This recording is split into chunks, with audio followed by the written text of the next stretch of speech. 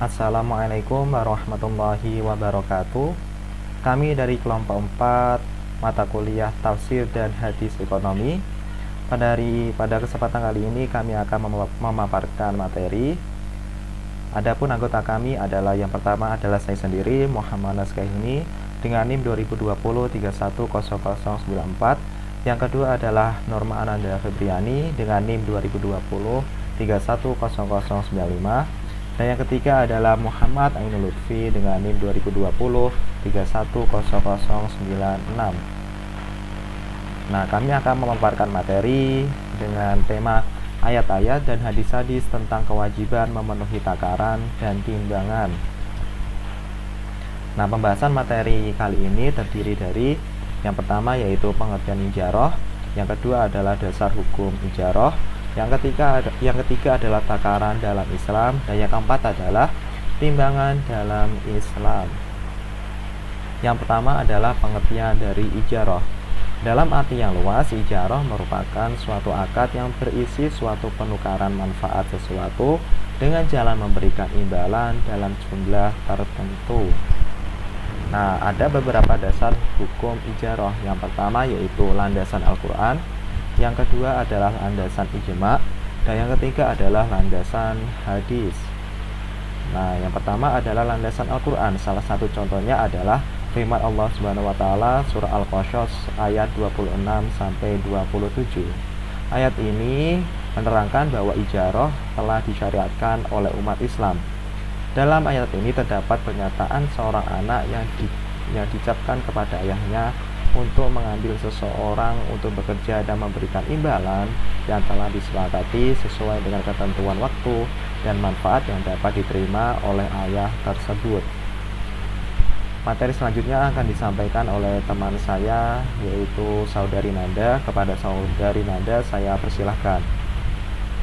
Baik, landasan Al-Quran yang selanjutnya adalah At-Talaq ayat 6 yang isinya askinuhunna min haitsu sakanatum min wujdikum wala tudarruhunna litudayyaku alaihinna wa in kunna ulati hamlin fa'anfiqu alaihinna hatta yada'na hamlahunna fa in arda'na lakum fa'atuhunna ujurahunna wasmiru bainakum bima'rufin wa in ta'asartum fasaturdi'u lahu ukhra.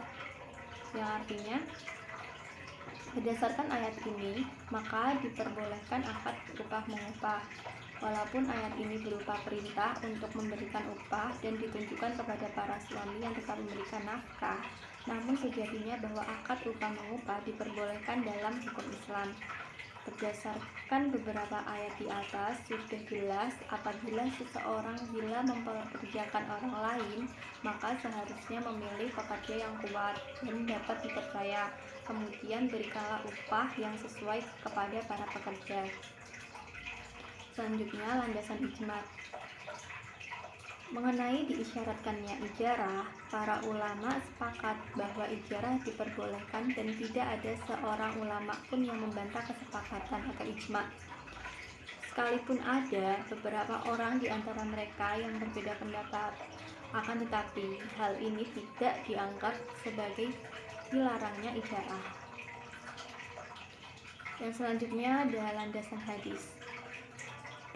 Diriwayatkan Bukhari telah menceritakan kepada kami atau Adam telah menceritakan kepada kami juga dari Humaid At-Tawil dari Anas bin Malik radhiyallahu anhu berkata, Rasulullah Shallallahu alaihi wasallam memanggil seorang budak tukang bekam, maka dia membekam beliau dan beliau memberi satu sak atau dua sak atau satu mud atau dua mud dan berpesan agar pajaknya diringankan.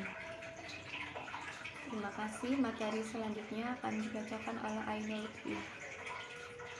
Oke, akan saya lanjutkan. Selanjutnya, takaran dalam Islam.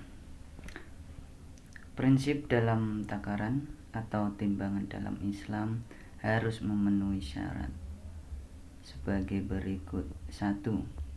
Memenuhi ukuran. Takaran atau timbangan dalam menimbang barang secara jujur dan tetap.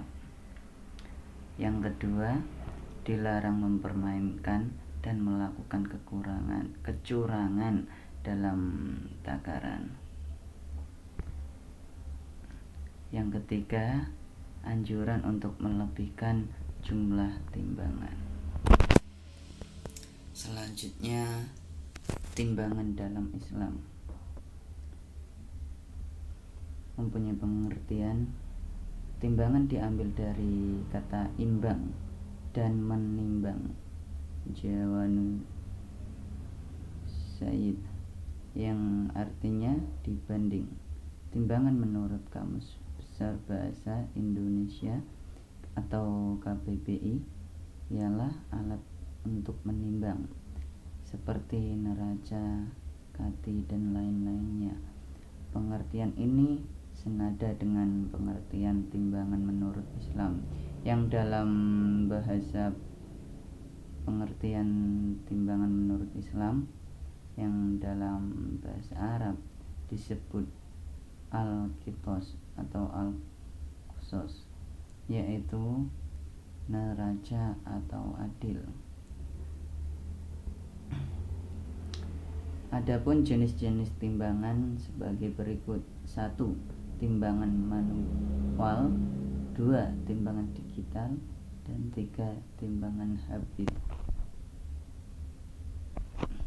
Oke, sekian presentasi dari kami.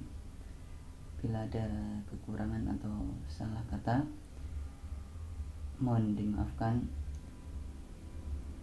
Billahi taufiq wal hidayah wal inayah. Wassalamualaikum warahmatullahi wabarakatuh.